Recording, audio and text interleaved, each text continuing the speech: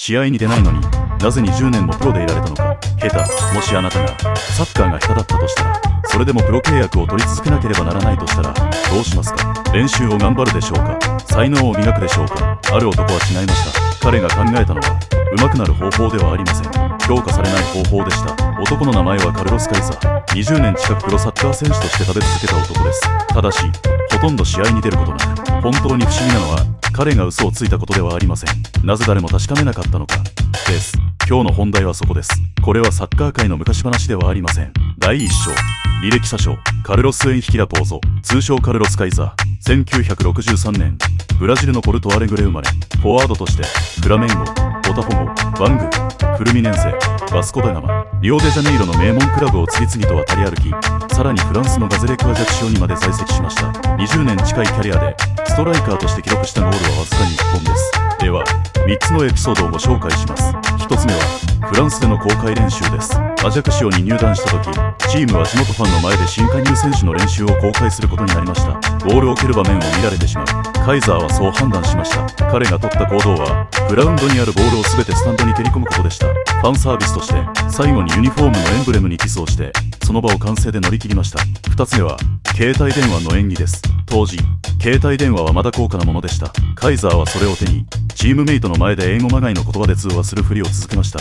海外の大クラブから引き合いが来ていると見せるために、後にチームのフィットネスコーチが証言しています。彼はいつもみんなの前で電話をしていましたが、誰にもかけていないことに気づいたことがありました。と、3つ目は退場劇による逆転です。バングー AC に所属していた時、カイザーはオーナーから試合への出場を命じられました。ウォーミングアップ中、彼はスタンドの観客と口論を始め、退場処分を受けました。試合後、オーナーに理由を問われたカイザーはこう答えました。あなたのことを侮辱した声を私には聞き流せませんでした。と、オーナーは深く感動し、契約を延長しました。いや、絶対にバレるはずだ。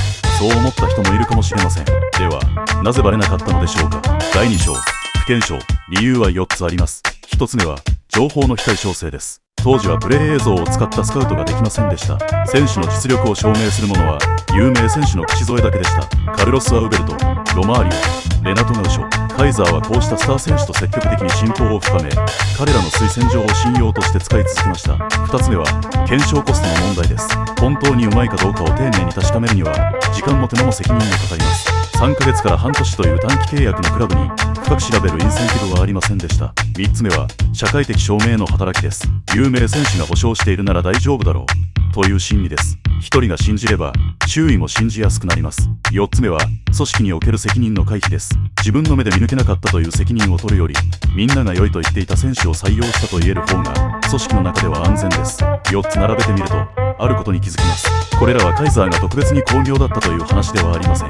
私たちの判断がいかに他者の評価に依存しているかという話です。第3章、信用害虫。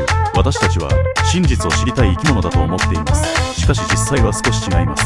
人間は真実よりも先に判断にかかるコストを下げたい生き物です。毎日会う人全員を調査する人はいません。飲食店の衛生状態を自分で確認する人もほぼいません。論文を原文で読む人もごく一部です。これは怠慢ではありません。構造的な必然です。150人ほどの集落では全員を直接知ることができます。誰が信頼できるかを自分で確かめることができます。しかし都市が生まれ、国家が生まれ、市場が生まれると全く知らない相手と取引しなければならなくなりました。そこで生まれたのが信用の外部化です。肩書き、資格、ブランド、学歴、企業名、評判、口コミ、本来自分で確認すべき情報を代理のシグナルに置き換える仕組みです。現代社会はこの仕組みなしでは動きません。カルロス・カイザーは人類社会の欠陥をついたのではありません。人類社会の仕様を利用したのです。第4章、価値錯覚。クラブが買っていたのは実力ではありませんでした。実力がありそうだという期待です。これはカイザーの話だけではありません。市場では事実ではなく期待に値段がつくことがあります。採用も営業も資格も過去の実績そのものよりこの人ならやってくれそうという見込みにお金が乗ることがあります。カイザーはサッカーの技術ではなく人脈と雰囲気とスタートの接続とストーリーで自分の市場価値を作り続けました。 SNS でフォロワー数を実力の証明として使う人、肩書きで信用を作る人、雰囲気で資金を集める人、形は変わっても構造は同じです。ただしここで一つ大事な点があります。だから信じるなという話ではありません。信用のシグナルがなければ社会は機能しません。問題はシグナルを見ることと能力そのものを見ることを混同してしまうことです。さらにカイザーの時代と現代では情報の格差の向きが変わっています。かつては選手側やクラブ側が情報を握っており、相手はその言葉を受け取るしかありませんでした。今は状況が逆転しつつあります。映像記録、SNS の投稿履歴、データ分析、かつては見えなかった情報が第三者に可視化される時代になっています。税の世界でも同じ逆転が起きています。銀行口座の情報、登記記録、海外送金の記録、デジタルで照合される情報量は年々増え、以前は見えなかった所得が可視化されるようになりました。情報の格差が逆転するという現象はカイザーが生きた世界だけの話ではありません。首相、検証委託、カルロス・カイザーはサッカー史上最大の詐欺師と呼ばれています。ジーコは彼はプロサッカーの面汚しだと言い放ちました。一方でベベトは笑えるエピソードとして振り返っています。評価は今も真っ二つです。彼が暴いたのはサッカー界の問題ではありません。もっと大きな構造です。肩書きは能力ではありません。評判は事実ではありません。フォロワー数は実力ではありません。それらは全て確認を省略するための道具です。カイザーが20年間生き延びた理由は彼が優秀なサッカー選手だったからではありません。私たちの社会そのものが確認の代わりに信用で動くよう設計されているからです。そしておそらくカイザーはそのことを誰よりも理解していました。なお、この動画でお話しした内容はカイザー本人の証言を含むものです。彼の半生を描いたドキュメンタリー映画が2026年8月に日本で公開されます。映画の中ではカイザー自身のさらなる嘘を突きつけられる場面があります。何が真実かはあなた自身で確かめてみてください。